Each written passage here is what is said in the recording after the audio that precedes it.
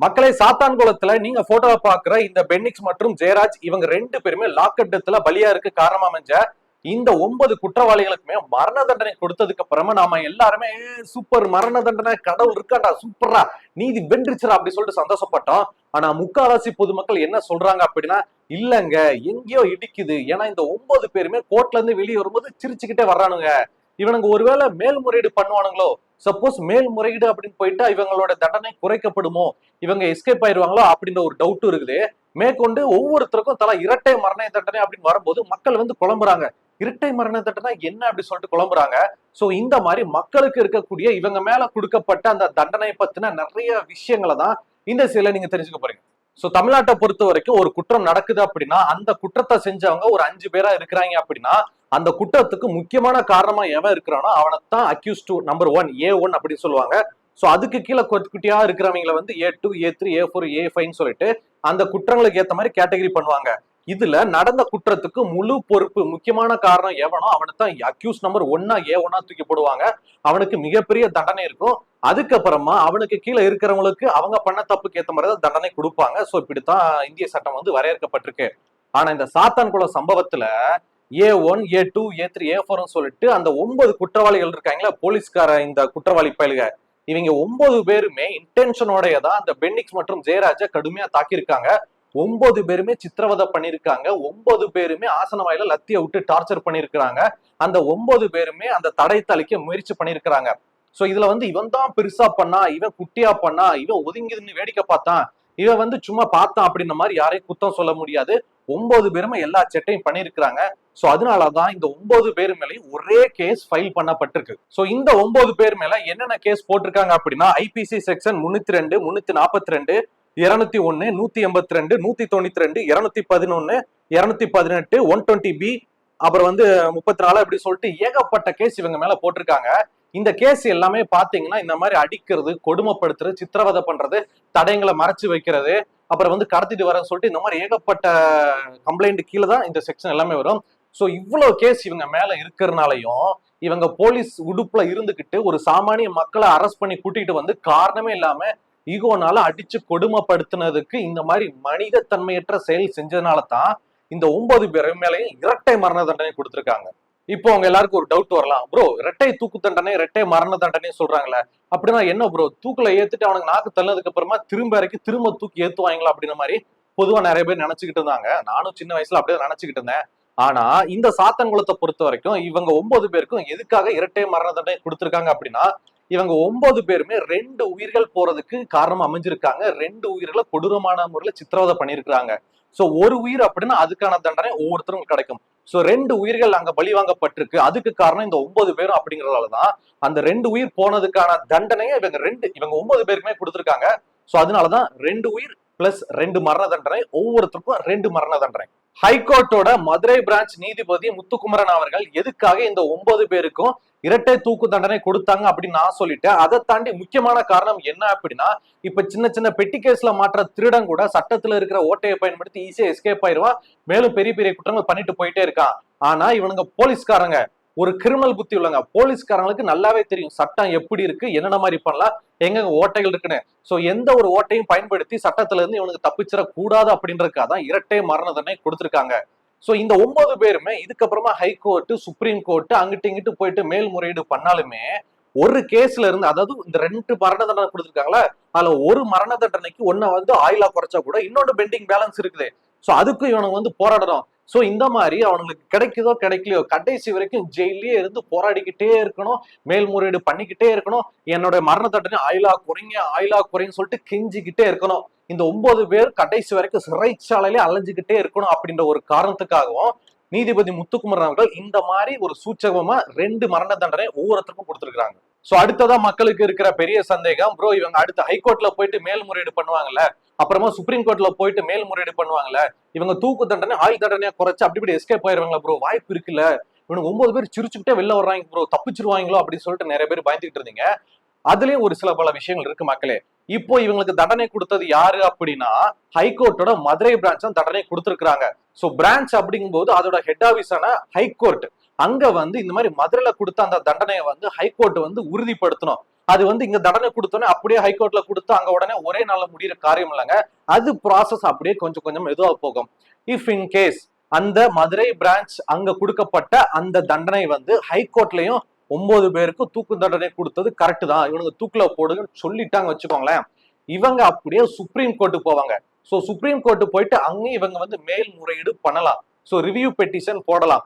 அந்த ரிவ்யூ பெட்டிஷன்லயும் இல்ல இல்ல அவங்க எல்லாம் கொடுத்தது கரெக்ட் தான், ரிவ்யூ பெட்டிஷன் வேலைக்காது, உங்களுக்கு தூக்கு தண்டனை உறுதி அப்படின்ட்டாங்கன்னா, சோ இந்த 9 பேரும் கடைசி அஸ்திரம் பிரம்மாஸ்திரம் மாதிரி கடைசியா மெர்சி, அதாவது கருணை அடிப்படைன்னு சொல்லுவாங்க பாத்தீங்களா, சோ அந்த மெர்சி பெட்டிஷன் போடலாம் சுப்ரீம் கோர்ட்ல ரிவ்யூக்கு அப்புறமா. சோ கடைசியா அந்த மெர்சிலையும் இல்ல உங்க 9 பேருக்கு தூக்கு தண்டனை தான், போயிட்டு நாண்டுக்கோங்க அப்படின்னு சொல்லிட்டாங்க வச்சுக்கோங்களேன், கடவுளை தவிர்த்து யாரு வந்தாலும் இந்த 9 பேருக்கான அந்த தூக்கு தண்டனையை குறைக்கவே முடியாது, மாத்தவே முடியாதுங்க. பட் இவங்க வந்து இப்படியே விட்டுற மாட்டாங்க. இந்த 9 பேரும் இவங்க லஞ்ச பணத்துல வந்து வாங்கி வச்சிருந்ததை வக்கீலுக்கு ஃபீஸா கொடுத்து அடுத்து அடுத்து அடுத்துன்னு சொல்லிட்டு மேல்முறையீடு பண்ணிக்கிட்டே தான் இருப்பாங்க. ஆனா இவங்களுக்கு கொடுக்கப்பட்ட இந்த தூக்கு தண்டனை அப்படின்றது உடனடியாக நிறைவேறாது மக்களே. அதுக்கு இன்னும் சில வருடங்கள் ஆகும். ஏன்னா நம்மளுடைய இந்திய சட்டப்படி அந்த லா படி நிறைய ப்ராசஸ் இருக்கு. வாய்தா கொடுப்பாங்க, அடுத்த வருவாங்க, அடுத்த மாசம் வாங்க, இந்த கோர்ட்டு போங்க, அந்த கோர்ட்டு, அதுக்கு அடுத்து காந்தி ஜெயந்தி லீவு, அந்த லீவு, இந்த லீவு, ஊருப்பட்ட விஷயங்கள் வரும். சோ வாய்தாக்கு மேல வாய்தா, அடுத்த செஷன் அப்படியே போயிட்டோம். சோ இந்த 9 பேருக்கும் தூக்கு தண்டனை நிறைவேற்றுறதுக்கே பல வருஷம் ஆயிடும். அதுக்குள்ளே இவங்க 9 பேர் ஜெயிலுக்குள்ளேயே செத்து போயிருவாங்க வயசாயிட்டு. சோ ஃபர்ஸ்ட் மக்களாகிய நாம நம்மளோட இந்திய சட்டம் எப்படி இருக்கு, எந்த மாதிரி எழுதியிருக்காங்க அப்படின்றத தெரிஞ்சுக்கணும். சோ ஆரம்ப காலகட்டத்துல நம்மளுடைய அந்த இந்திய சட்டம் எப்படி எழுதியிருக்காங்க அப்படின்னா, தப்பு பண்ணவங்களுக்கு உடனே தண்டனை தூக்கு அப்படின்ற மாதிரி எழுதலைங்க. சோ தவறு செஞ்சவங்க அவங்க தவற வந்து திருந்தணும், உணரணும், அவங்க திருந்தி மறுவாழ்வு வாழணும் அப்படின்ற மாதிரியான சட்டங்களை தான் அப்படி இப்படி மேட்டாப்ல எழுதியிருக்காங்க. சோ அதை வச்சு அவங்க மேல்முறையீடு பண்ணி எஸ்கேப் ஆகுறது, தண்டனைகள் குறைக்கிறது, அப்புறம் வந்து நன்னடத்தைக்காரமா வெளியே வருது, இந்த மாதிரி திருந்துறதுக்கான சட்டங்கள் தான் அதிகமா இருக்கே தவிர மரண தண்டனை, விஷ ஊசி போடணும், தூக்குல ஏத்தணும், சுட்டு கொல்லணும், இந்த மாதிரி எந்த ஒரு தண்டனையுமே நம்ம இந்திய சட்டத்துல பெருசா கிடையாது.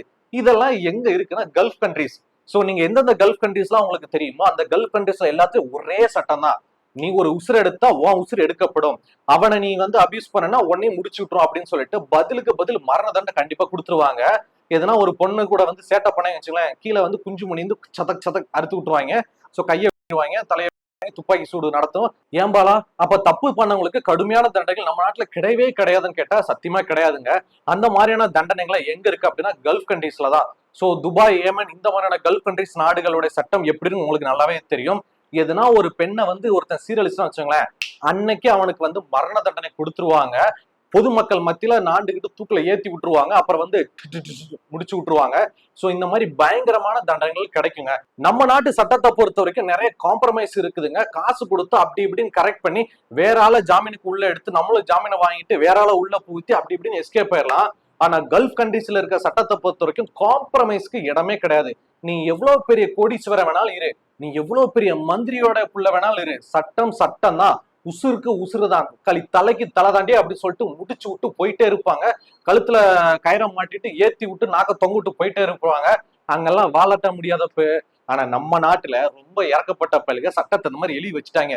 தவறு பண்ணவர்கள் திருந்தனும், அவர்களுக்கு ஒரு வாய்ப்பு கொடுங்க, மைத்த கொடுக்கணும்.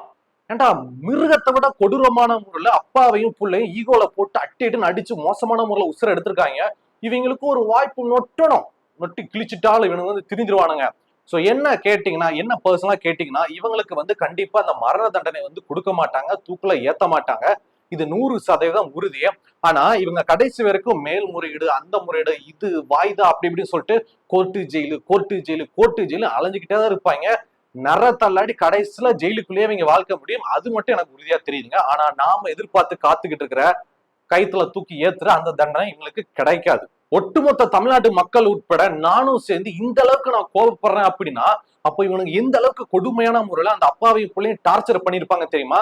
அது என்னன்னு இப்ப நான் சொல்றேன். சோ இந்த சாத்தான்குளம் அப்பா பிள்ளைய வந்து லாக்கெட்டத்துல கொலை பண்ண இந்த வழக்குல முக்கியமான சாட்சி யாருன்னா, எந்த ஸ்டேஷன்ல இந்த கொடூரமான விஷயங்கள் நடந்துச்சோ அந்த ஸ்டேஷன்ல கான்ஸ்டபிளா ஒர்க் பண்ண ரேவதி அப்படின்ற காவலருடைய சாட்சி தாங்க. சோ அப்படி சாட்சியெல்லாம் கூப்பிட்டு விசாரிக்கும் போது அந்த ரேவதி மேடம் என்ன சொல்லியிருக்காங்கன்னா, சார் நான் நடந்த எல்லாத்தையும் சொல்றேன், ஆனா எனக்கு, என் பிள்ளைகளுக்கு, என் கணவனுக்கு, என் குடும்பத்துக்கு பாதுகாப்பு கொடுங்க.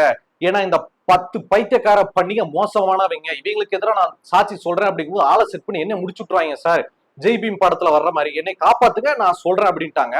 அதுக்கப்புறமா அந்த ரேவதி மேடம் என்னென்ன சொன்னாங்க தெரியுமா? சோ அன்னைக்கு முதல் நாள்ல இருந்து 2 நாளா இந்த பென்னிக்ஸ் மற்றும் ஜெயராஜ 10 பேர் சேர்ந்து அடி அடின்னு அடிச்சிருக்கிறாங்க. அந்த ஸ்டேஷன் முழுக்க கதறி இருக்கிறாங்க. சார் விடுங்க விடுங்க சொல்லிட்டு அவ்வளவு கதறி இருக்காங்க. இதுல பென்னிக்ஸ் இருக்காரு பாத்தீங்களா, இவருடைய பின்னாடி பம் இருக்கும்ல, பெடெக்ஸ் இருக்கும்ல, அந்த பெடெக்ஸ்ல 200 தடவை அடிச்ச இடத்திலேயே 200 தடவை அடிச்சிருக்கிறாங்க. எவ்வளவு கொடுமையா கதறி இருப்பாரு. அன்னைக்கு ராத்திரி ஃபுல்லா அடிச்சிருக்காங்க. இந்த ரேவதி மேடத்தை வந்து தண்ணி குடிக்க மட்டும்தான் உள்ள அலோவ் பண்ணிருக்காங்க. ரேவதி மேடம் தண்ணி கொடுங்க அவங்களுக்கு அப்படின்னு சொல்லிட்டு. சோ அந்த மாதிரி அடிபட்டவங்களுக்கு தண்ணி கொடுக்கறதுக்காக இந்த ரேவதி மேடம் உள்ள போகும்போதான் அங்க நடந்துகிட்ட கொடுமையை பார்த்திருக்காங்க. அவங்களாலே உள்ள இருக்க முடியல. ஏன்னா அரை முழுக்க அந்த அளவுக்கு ரத்தம் தெரிச்சிருக்குங்க.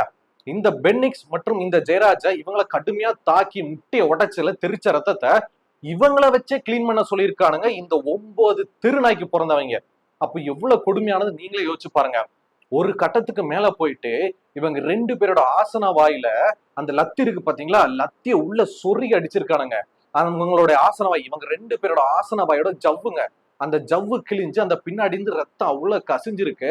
அதுக்கு ட்ரீட்மெண்ட் போடுறதுதான் 3ஆவது நாள் ஆஸ்பத்திரி கூட்டிட்டு போறாங்க. அங்கதான் சிகிச்சை பலனளிக்காம இவங்க 2 பேருமே இறந்திருக்காங்க. சோ எந்த அளவுக்கு கொடுமையான முறையில அந்த ஜெயிலுக்குள்ள வச்சு இவங்களை இந்த சித்திரவதை பண்ணிருக்கிறாங்க.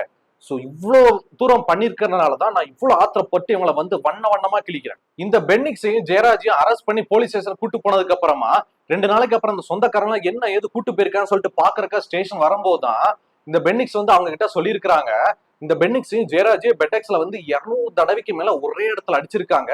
ஜட்டியோட இப்படி கட்டி இப்படி தொங்க விட்டு அடிச்சிருக்காங்க. கீழே படுக்க போட்டு அடிச்சிருக்காங்க. ஆசன வாயில லத்திய விட்டுருக்காங்க. கொடூரமான முறையில சீரழிச்சிருக்காங்க. இது எல்லாத்தையும் சொந்தக்காரன்ட்ட சொல்லி அழுகுறாங்க. அதுக்கப்புறமா இந்த 9 பன்னிகளுமே ஸ்டேஷனுக்குள்ள வந்து எல்லாம் இங்க வந்துருங்க எல்லாம் வாங்க அப்படின்னு சொல்லிட்டு எல்லாரையும் பத்தி விட்டு திரும்ப ஸ்டேஷனுக்குள்ள வந்து இவங்களை போட்டு அடிச்சு கொடுமைப்படுத்திருக்காங்க. இதெல்லாம் எனக்கு என்ன சொல்லனே தெரியல. இவங்கெல்லாம் மனுஷ பிறவிங்களே இல்ல. சோ சிபிஐ விசாரணை மற்றும் சிபிஐ தாக்கல் பண்ண அந்த அறிக்கை, அவங்க கொடுத்த எவிடன்ஸ், இது எல்லாத்தையும் பார்த்துட்டு சோ இந்த அளவுக்கு மிருகத்தனமா நடந்துகிட்ட, மிருகத்துக்கு மேலேயும் நடந்துகிட்ட இந்த 9 பேருக்குமே வந்து ரொம்ப கடுமையான தண்டனைகள் கொடுக்கணும். முடிஞ்ச அளவுக்கு இந்த மரண தண்டனையை வந்து உறுதிப்படுத்தணும் அப்படின்னு சொல்லிட்டு சென்ட்ரல் கவர்மெண்ட்டும் ஸ்டேட் கவர்மெண்ட்டும் நாங்க ஸ்டெடியா இருப்போம் அப்படின்னு மாதிரி சொல்லியிருக்கிறாங்க. அது எல்லாத்தையும் தாண்டி சட்டம்னு ஒண்ணு இருக்கு பாத்தீங்களா. சோ சட்டத்துல சில பல விஷயங்கள் எழுதப்பட்டிருக்கு. இன்னாருக்கு இவ்வளவுதான் தண்டனை, இந்த தண்டனை வரும்போது மேல்முறையீடு பண்ணா தண்டனையை குறைக்கலாம், திருந்துறதுக்கு ஒரு முயற்சி கொடுக்கலாம் சொல்லிட்டு ஏகப்பட்ட விஷயங்கள் இருக்கு. இவனுங்க திருந்திட்டாலும் உலகம் கிள்ளுத்துறோம். என்ன நடக்குதுன்னு பார்ப்போம். இந்த மாதிரியான சட்டத்துல இருக்கிற இந்த மாதிரி நாட்டுல இந்த மாதிரி ஆட்கள் நல்லா ஜாலியா சிரிச்சுட்டு தான் இருப்பானுங்க. சோ அடுத்தடுத்து என்ன அப்டேட் நடந்துகிட்டு இருக்கு, இவங்களுக்கான தண்டனை விவரங்கள் என்ன போயிட்டு இருக்கு, தண்டனை கொடுப்பாங்களா இல்லையாண்ட சில பல விஷயங்களை நம்ம வந்து அடுத்த அப்டேட்ல நியூஸ் நான் தெரிஞ்சுக்கலாம். இந்த செய்தியை பத்தின உங்களுடைய கருத்துக்கள் என்ன அப்படின்றத பாலாவியன் கூட சேர்ந்து கீழே கமெண்ட்ல தெரியப்படுத்துங்க.